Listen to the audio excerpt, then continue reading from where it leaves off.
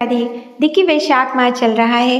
वैशाख माह में ठाकुर जी आप पर कृपालु रहें, आपकी पूजा पाठ का आपको अनंत गुना फल प्रदान करें। और हम अपने ठाकुर जी को प्रातःकाल उठा चुके हैं, अब हम उनको स्नान कराने जा रहे हैं।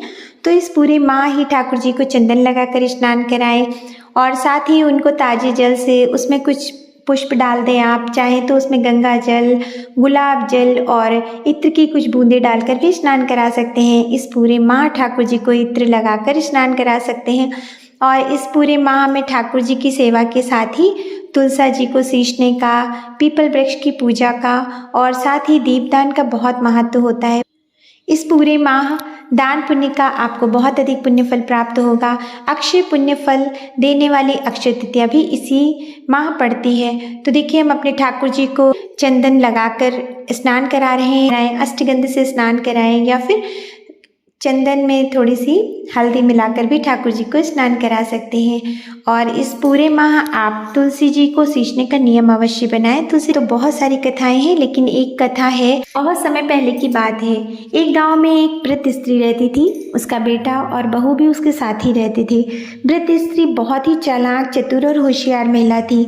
इसके विपरीत उसकी बहू बहुत ही सीधी सादी मधुभाषी महिला थी। और वृद्ध स्त्री अपने पूरे दिन बहू से काम करवाती और उसको खाने में केवल एक रोटी ही देती। किंतु उसकी बहू ये बात अपने पति से नहीं कहती और चुपचाप अपने सास की आज्ञा मानकर पूरे दिन काम करती रहती। एक दिन वृद्ध स्त्री की बहू नदी किनारे पानी भरने गई तो उसने पड़ोस की महिलाओं को वैशाख स्नान के बारे में बात करते हुए सुना और उसकी महिमा का भी बखान करते हुए सुना।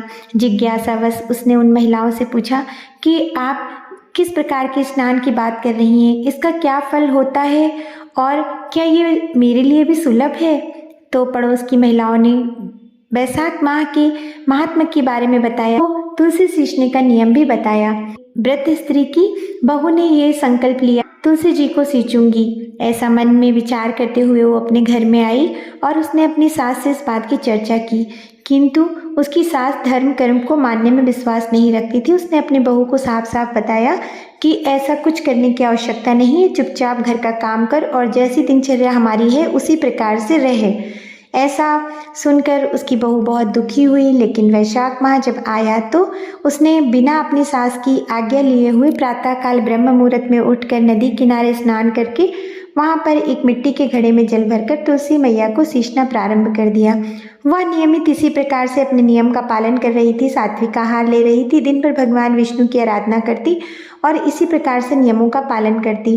किंतु एक दिन उसकी सास की निद्रा प्रातः ब्रह्म मुहूर्त में खुल गई। उसने देखा कि बहू घर पर नहीं है।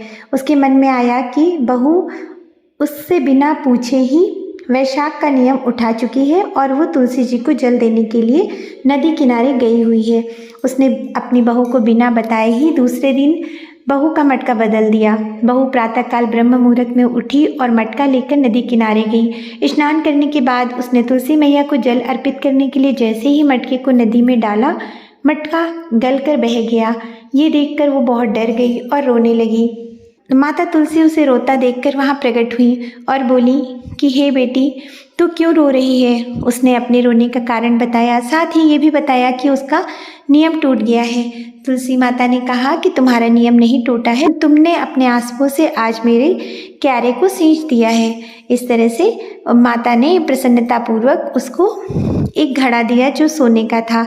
वो घड़ा लेकर अपने घर आई और उसने वो अपनी सास को देते हुए पूरी कथा सुना दी।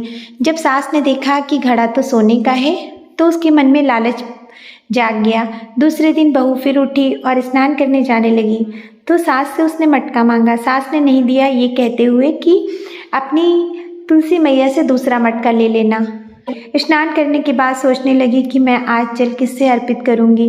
वो पुनः रोने लगी और माँ से प्रार्थना करने लगी। मैया प्रकट हुई और उन्होंने उसके रोने का कारण पूछा। उसने पूरी कथा बताई। माता ने कहा, तेरी सास बहुत लोभी है और ले, आज तू इस मटके से जल चढ़ा और इसको लेकर जा। वो मटका चांदी का था। जब बहू घर आई तो उसने अपनी सास को वो मटका दिया और पूरी कथा सुनाई।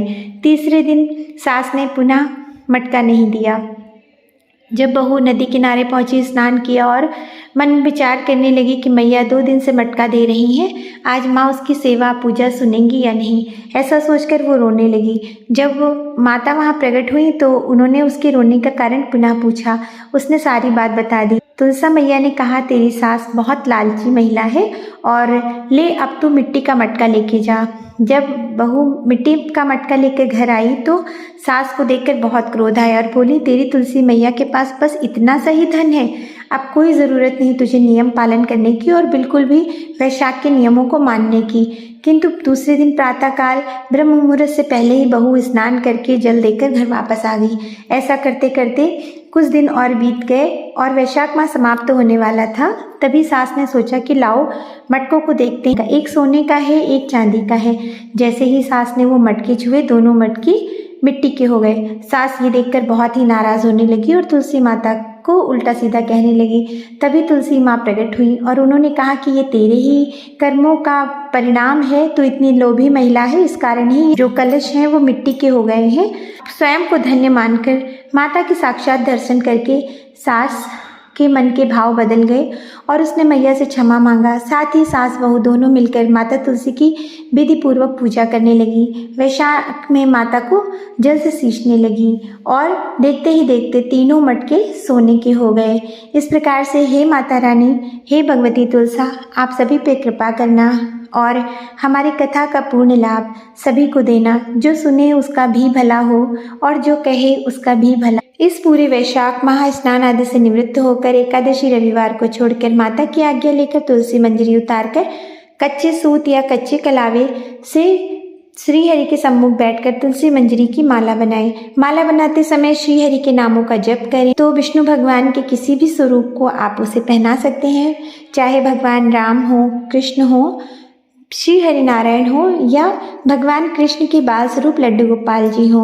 आप माला पहनाएं। हमने देखिए अपने ठाकुर जी को इस तरह से तुलसी मंजरी की माला पहनाई है और ठाकुर जी के पूरे मस्तक पर आप चंदन का लेप अवश्य करें। रात्रि में शयन कराने से पहले ठाकुर जी का चंदन अवश्य उतार लें और इस तरह से आप पूरे माह ठाकुर जी की पूजा करें, उनके श्री नामों का जप करें और पूरे वैशाख माह का पुण्यफल प्राप्त करें। ठाकुर जी को भोग प्रसाद लगाएं। पूरे माह आप ठाकुर जी को रसीले फलों का भोग प्रसाद लगाते हैं तो ये बहुत ही उत्तम रहता है। यदि आपको वीडियो में कुछ भी अच्छा लगा हो तो कृपया चैनल को लाइक से सब्सक्राइब जरूर करें। श्री हरि नारायण भगवान विष्णु की कृपा आप पर सदा सर्वदा बनी रहे। जय जय श्री राधे।